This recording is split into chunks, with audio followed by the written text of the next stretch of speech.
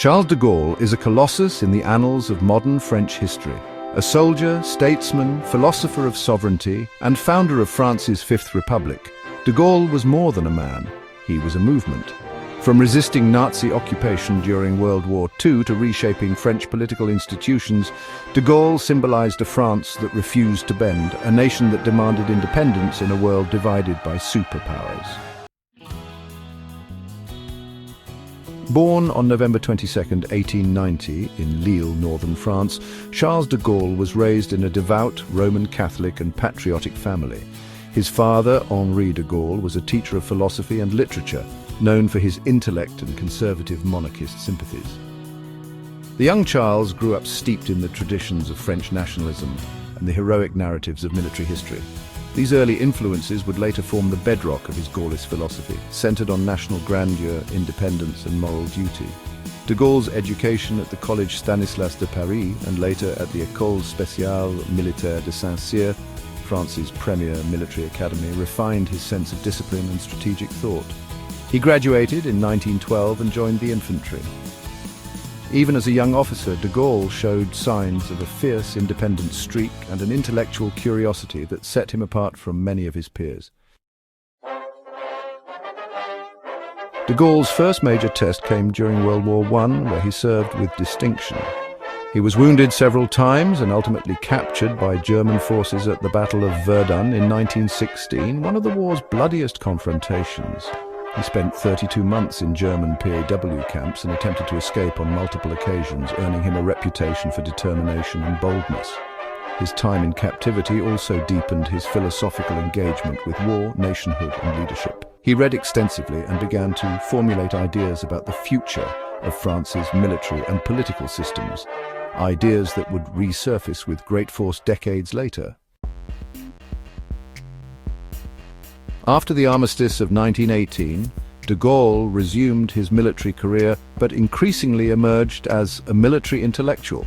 During the 1920s and 1930s, he published several works on military theory, the most important of which was Vers l'armée de métier in 1934, in which he argued for a smaller, professional, mechanized army rather than a large, conscripted force. Though his ideas were largely dismissed by France's military establishment, many of whom still believed in static defense lines like the Maginot Line, de Gaulle's vision was prophetic. Germany would employ mechanized blitzkrieg tactics in World War II, confirming the value of de Gaulle's foresight. When World War II erupted in 1939, de Gaulle was a colonel. His effectiveness in early engagements against German forces earned him a promotion to brigadier general in May 1940. As France began to collapse under the German invasion, de Gaulle became briefly involved in the government of Premier Paul Reynaud. However, he vehemently opposed the armistice that would lead to the Vichy regime's collaboration with Nazi Germany. On June 18, 1940, from exile in London, de Gaulle made his famous broadcast on the BBC, calling on French citizens to resist German occupation. This became the founding moment of Free France.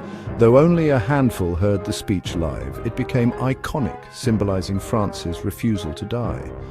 From London, de Gaulle organized the Free French forces, traveled extensively to secure support, sometimes begrudgingly given, from Churchill and Roosevelt, and set up the French National Committee in 1941.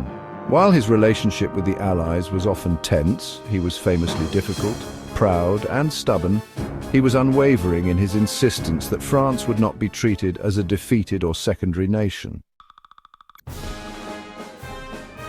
In 1944, de Gaulle re-entered France following the Allied landings in Normandy.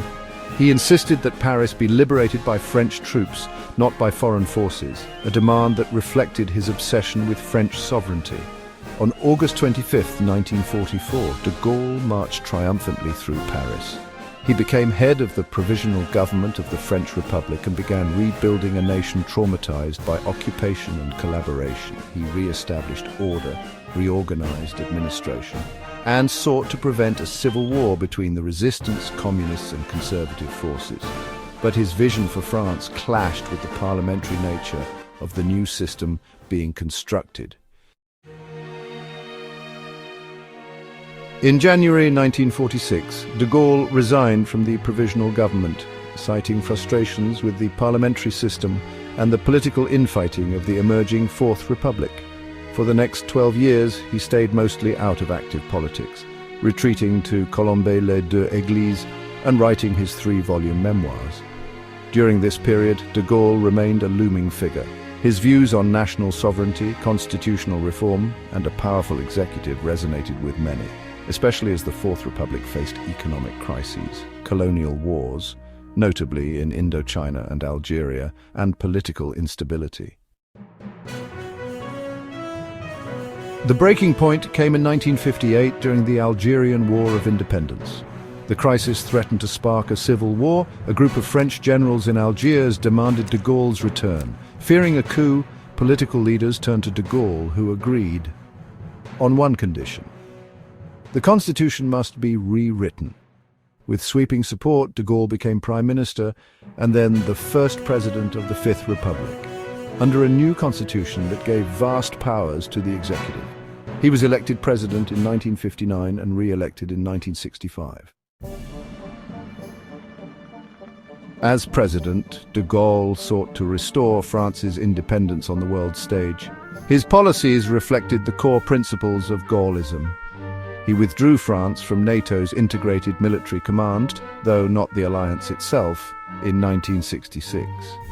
He developed France's own force de frappe, or nuclear deterrent. Despite earlier hesitations, de Gaulle negotiated Algeria's independence in 1962, ending a brutal war. And finally, he sought to project France as a third force in the Cold War world, not subservient to either the US or USSR. De Gaulle was also skeptical of supranational integration. He vetoed Britain's entry into the European Economic Community in 1963 and again in 1967, viewing the UK as too closely aligned with the US. Domestically, de Gaulle presided over economic growth and modernization, the so-called Trente Glorieuses, yet his leadership style remained top-down and aloof.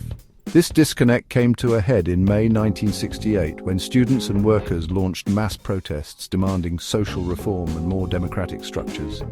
For a moment, it seemed as though de Gaulle's reign might end in revolution. He briefly fled to consult with the French military, then returned with renewed determination. By calling for new elections and rallying the conservative middle class, he quelled the uprising. Temporarily, in 1969, he proposed constitutional reforms which were rejected by referendum. True to his word, de Gaulle resigned immediately. He retired once again to Colombe. Charles de Gaulle died on November 9, 1970, just weeks before his 80th birthday. His death marked the end of an era, but his legacy only grew. His funeral was attended by leaders from around the world, but the ceremony itself was humble, as he had wished. De Gaulle left behind a France that had regained its confidence, sovereignty, and global stature. He had forged a new political system, preserved national unity, and reasserted France's cultural and strategic independence. More than 50 years after his death, Charles de Gaulle remains a towering symbol of French resilience. His vision, grandiose, unapologetic, and deeply rooted in history, continues to influence French politics. Whether viewed as a patriot or a pragmatist, an autocrat or a savior, de Gaulle's mark on France is indelible. Merci d'avoir regardé. N'oubliez pas de vous abonner à Blistering History.